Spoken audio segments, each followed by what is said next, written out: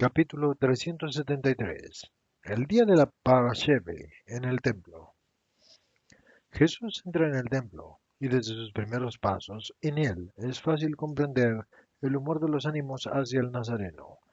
Miradas hostiles, órdenes a los miembros de la guardia del templo de vigilar al conturbador, órdenes dadas abiertamente para que todos vean y oigan, palabras de desprecio para los que vienen con él, incluso empujones voluntarios a los discípulos. En fin, el odio es tal que los relumbrantes fariseos, escribas y doctores asumen posturas y acciones de mozos de cuerda o peor todavía, y están tan cegados por el rencor que no piensan que se rebajan mucho, incluso como hombres, actuando así. Jesús pasa tranquilo, como si ni siquiera se refirieran a él en eso que hacen. Es el primero en saludar en cuanto ve a algún personaje que por grado sacro o por poder es un superior, entre comillas, del mundo hebreo. Y si éste no responde al saludo correcto que Jesús le dirige, no por ello Jesús cambia de actitud. Eso sí, su rostro, cuando se vuelve de uno de esos soberbios hacia uno o varios de los muchos humildes que hay, toma un aspecto de sonrisa dulcísimo. Y muchos son los mendigos y los enfermos y los pobres que ayer ha recogido y que debido a la suerte imprevista que han tenido, pueden celebrar una Pascua como quizás desde hacía años no celebraban. Ahora, reunidos en grupos, en pequeñas sociedades nacidas espontáneamente, van a comprar los corderos, que habrán de ser inmolados, contentos de ser ellos, que eran los despreciados, iguales que los demás, en vestidos y en posibilidades.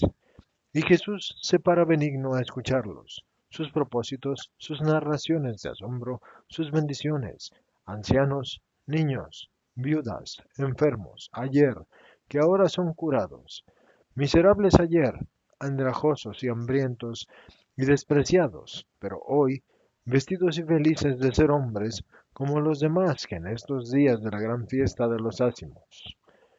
Las voces muy variadas desde las de plata de los pequeñuelos a las temblorosas de los viejos, y entre estos dos extremos las voces vibrantes de las mujeres, saluden y acompañan y siguen a Jesús, y llueven los besos en sus vestiduras y en sus manos, y Jesús sonríe y bendice, mientras que sus enemigos, lívidos de rabia por la gran luminosidad de la paz que hay en él, se carcomen de ira impotente.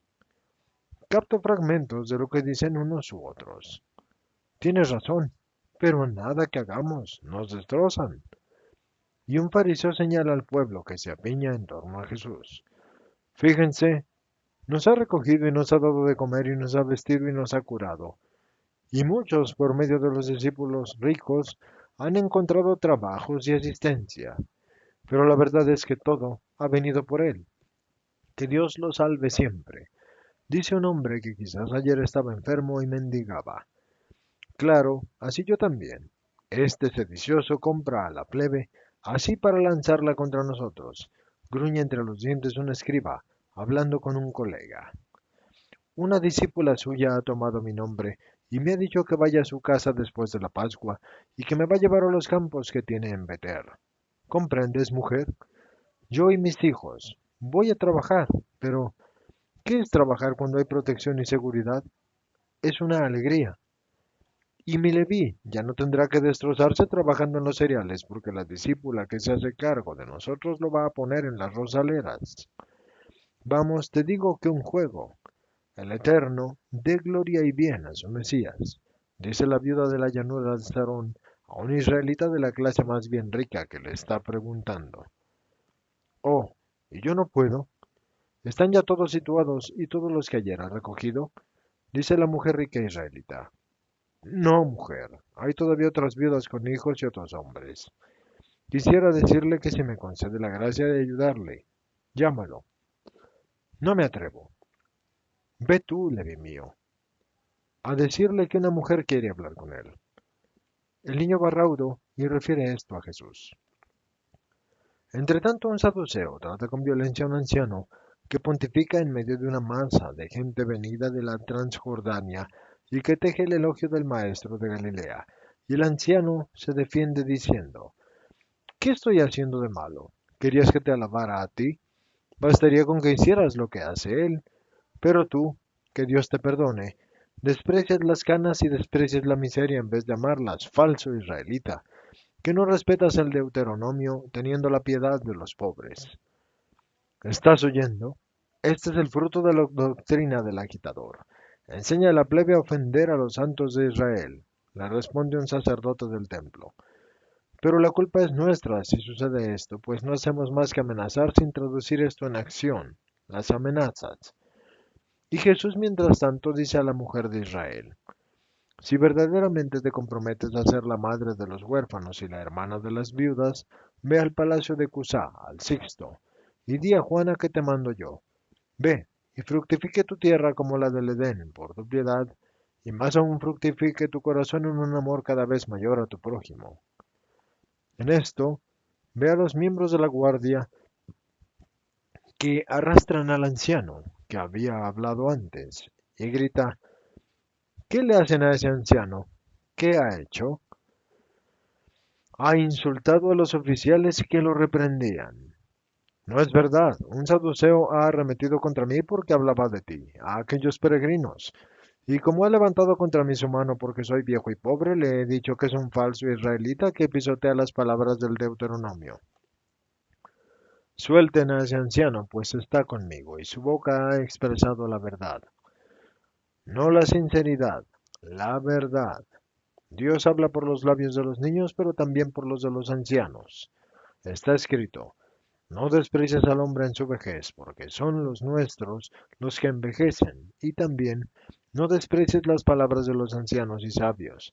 Antes bien te sean familiares sus máximas, porque de ellos aprenderás la sabiduría y las enseñanzas de la inteligencia. Y también, donde hay ancianos, no hables mucho. Recuerde esto, Israel, esa parte de Israel que quiere llamarse perfecta, porque en caso contrario, el Altísimo sabe cómo desmentirle. Pedro, ven a mi lado. El anciano, de un porte señorial, va donde Jesús, mientras los saduceos afectados por este reproche se marchan airados. Soy una mujer hebrea de la diáspora, rey esperado. ¿Podría servirte como esa mujer que has enviado a Juana? Dice una que me recuerda en todo a la que de nombre Niké enjugó el rostro de Jesús en el Gólgota y obtuvo el sudario. Pero las hebreas son muy semejantes entre sí, y pasados ya meses desde aquella visión, podría equivocarme. Jesús la mira y ve una mujer de unos 40 años, bien vestida y de maneras francas, y le pregunta, ¿eres viuda, no es verdad? Sí, y sin hijos. He vuelto hace poco y he adquirido unas tierras en Jericó para estar cerca de la ciudad santa, pero ahora veo que tú eres más grande que ella y te sigo, y te ruego que me recibas a tu servicio. Sé de ti y de tus discípulos, pero superas lo que ellos cuentan. De acuerdo. Concretamente, ¿qué quieres? Ayudarte en los pobres y, según mis posibilidades, hacer que seas amado y conocido. Conozco a muchos de las colonias de la diáspora porque he seguido a mi marido en sus actividades comerciales. Dispongo de medios y me basta con poco, así que puedo hacer mucho y quiero hacer mucho por tu amor y para el sufragio del espíritu de aquel que me tomó virgen hace 20 años y fue para mí un dulce compañero hasta su último suspiro. Parecía profetizar cuando moría. Decía, cuando muera, entrega a la tumba la carne que te amó, y ve a nuestra patria. Encontrarás al prometido. Tú lo verás. Búscalo. Síguelo. Es el Redentor y el Resucitador, y me abrirá las puertas de la vida. Sé buena para ayudarme a estar preparado cuando Él abra los cielos, a los que no tengan ya deudas con la justicia, y sé buena para merecer encontrarlo pronto. Jura que lo harás, y que cambiarás en fortaleza hacendosa las estériles lágrimas de una viudez.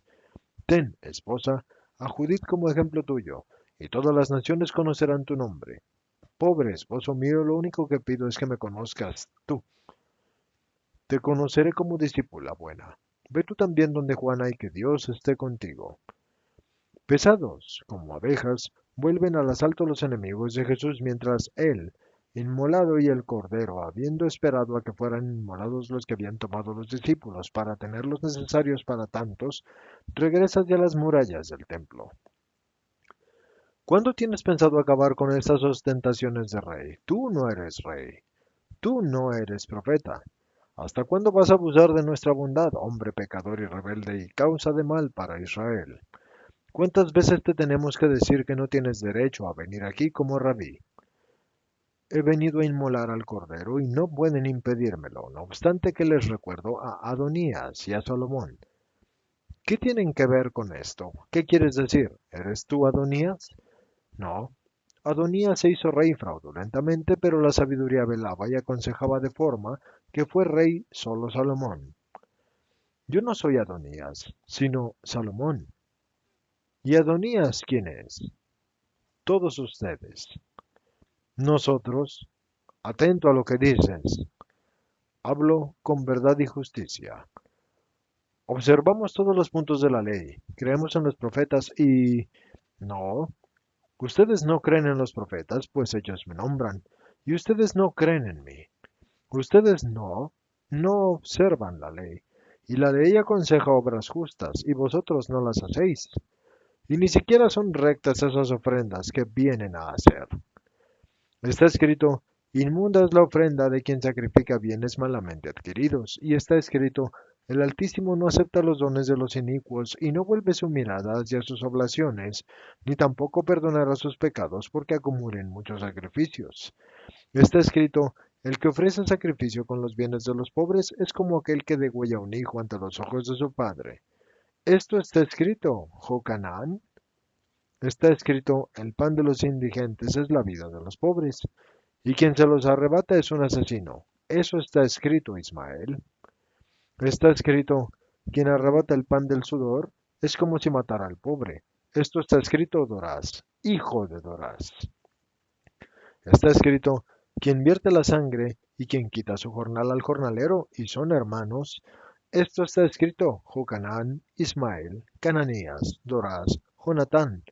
Y recuerden también que está escrito, quien quiera que sea el que cierre sus oídos a los gritos de los pobres, también gritará él, y no será escuchado. Y tú, Eleazar ben Anás, recuerda, y recuerda a tu padre, que está escrito, mis sacerdotes han de ser santos, y no se contaminarán por ningún motivo.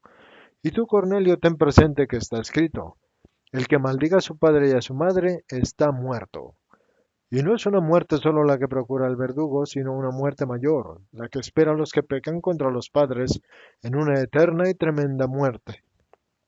Y tú, Tolme, recuerda que está escrito, al que practica la magia, lo extermino yo. Y tú, Sadoc, escriba de oro, recuerda que entre el adulterio y su paraninfo, en el adulterio no hay diferencia a los ojos de Dios. Y está escrito que quien jura lo falso es consumido por las llamas, y esto es sin fin.